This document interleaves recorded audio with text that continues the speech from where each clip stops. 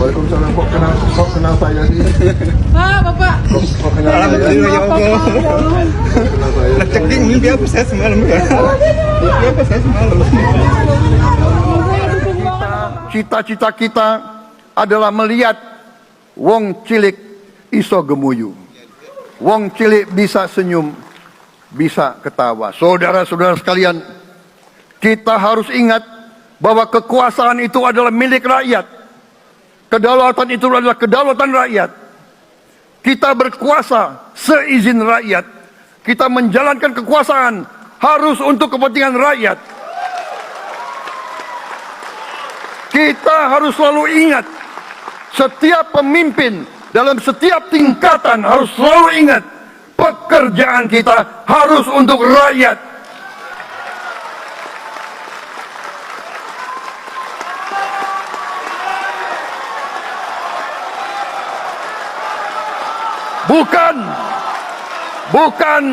Bukan kita bekerja untuk diri kita sendiri.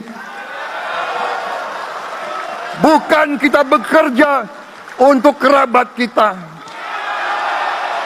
Bukan kita bekerja untuk pemimpin-pemimpin kita. Pemimpin yang harus bekerja untuk rakyat.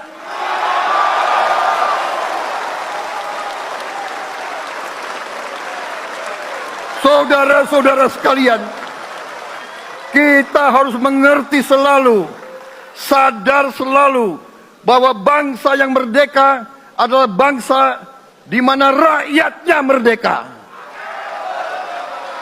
Rakyat harus bebas dari ketakutan, bebas dari kemiskinan, bebas dari kelaparan, bebas dari kebodohan, bebas dari penindasan, bebas dari penderitaan.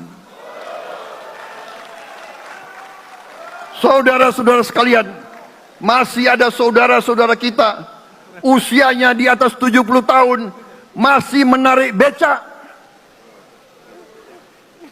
Ini bukan ciri-ciri bangsa yang merdeka. Hanya kalau kita bisa wujudkan itu, kalau kita bisa wujudkan keadaan di mana rakyat kita sungguh-sungguh merasa dan menikmati kemerdekaan, baru boleh kita sungguh-sungguh puas dan bangga dengan prestasi Indonesia merdeka. Saya sudah katakan, kita harus berani menghadapi dan memberantas korupsi dengan perbaikan sistem, dengan penegakan hukum yang tegas, dengan digitalisasi. Insya Allah kita akan kurangi korupsi secara signifikan. Tapi ini harus kita lakukan. Seluruh unsur pimpinan harus memberi contoh. Ingarso sing tulodo.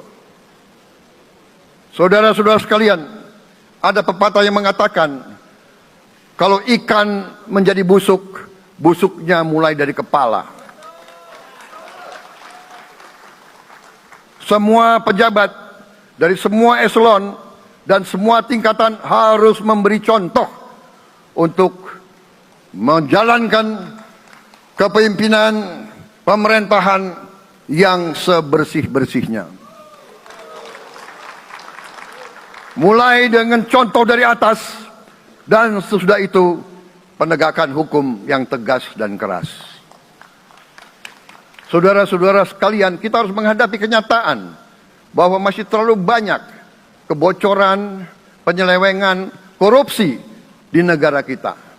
Ini adalah yang membahayakan masa depan kita dan masa depan anak-anak kita dan cucu-cucu kita. Kita harus berani mengakui terlalu banyak kebocoran-kebocoran dari anggaran kita, penyimpangan-penyimpangan, kolusi di antara para pejabat politik, pejabat pemerintah di semua tingkatan, dengan pengusaha-pengusaha yang nakal, pengusaha-pengusaha yang tidak patriotik. Janganlah kita takut untuk melihat realita ini. Kita masih melihat sebagian saudara-saudara kita yang belum menikmati hasil kemerdekaan. Terlalu banyak saudara-saudara kita yang berada di bawah garis kemiskinan. Terlalu banyak anak-anak kita yang berangkat sekolah tidak makan pagi. Terlalu banyak anak-anak kita yang tidak punya pakaian untuk berangkat sekolah. Saudara-saudara sekalian, kita sebagai pemimpin politik, jangan kita terlalu senang melihat angka-angka statistik yang membuat kita terlalu cepat gembira, terlalu cepat puas, padahal kita belum melihat gambaran sepenuhnya. Kita merasa bangga bahwa kita diterima di kalangan G20. Kita merasa bangga bahwa kita disebut ekonomi ke-16 terbesar di dunia. Tapi, apakah kita sungguh-sungguh faham? Apakah kita sungguh-sungguh melihat gambaran yang utuh dari keadaan kita?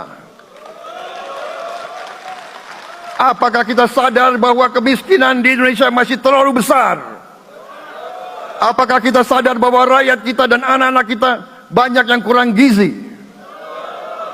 Banyak rakyat kita yang tidak dapat pekerjaan yang baik.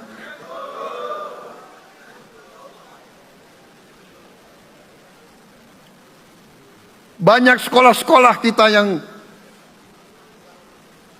tidak terurus. Saudara-saudara sekalian, kita harus berani melihat ini semua. Marilah kita berani melihat kenyataan. Kita boleh bangga dengan prestasi kita, tapi marilah kita jangan tertegun, jangan terlalu cepat puas, jangan terlalu cepat gembira dengan menutup mata dan hati kita terhadap tantangan-tantangan dan penderitaan saudara-saudara kita. Saudara-saudara sekalian, kita tidak boleh memiliki sikap seperti burung unta yang kalau melihat sesuatu yang tidak enak, ia memasukkan kepalanya dalam tanah. Mari kita menatap ancaman dan bahaya dengan gagah. Marilah kita menghadapi kesulitan dengan berani. Saudara-saudara sekalian, marilah kita berhimpun, marilah kita bersatu untuk mencari solusi-solusi, mencari jalan keluar dari ancaman dan bahaya tersebut. Saudara-saudara sekalian, saya telah mencanangkan bahwa Indonesia harus segera swasembada pangan dalam waktu yang sesingkat-singkatnya. Kita tidak boleh tergantung sumber makanan dari luar.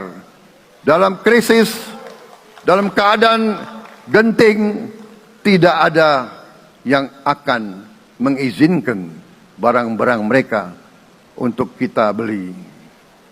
Karena itu, tidak ada jalan lain.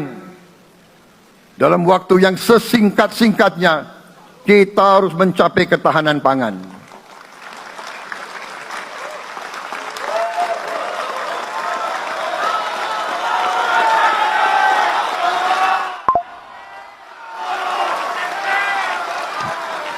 Kita harus mampu memproduksi dan memenuhi kebutuhan pangan seluruh rakyat Indonesia. Saya sudah mempelajari bersama pakar-pakar yang membantu saya. Saya yakin paling lambat 4-5 tahun kita akan swasembada pangan. Bahkan kita siap menjadi lumbung pangan dunia.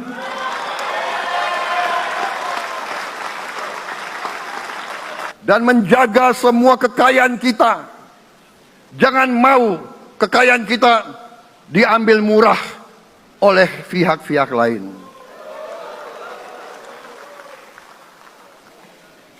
Saudara-saudara sekalian, semua kekayaan kita harus sebesar-besarnya untuk kepentingan dan kemakmuran rakyat kita.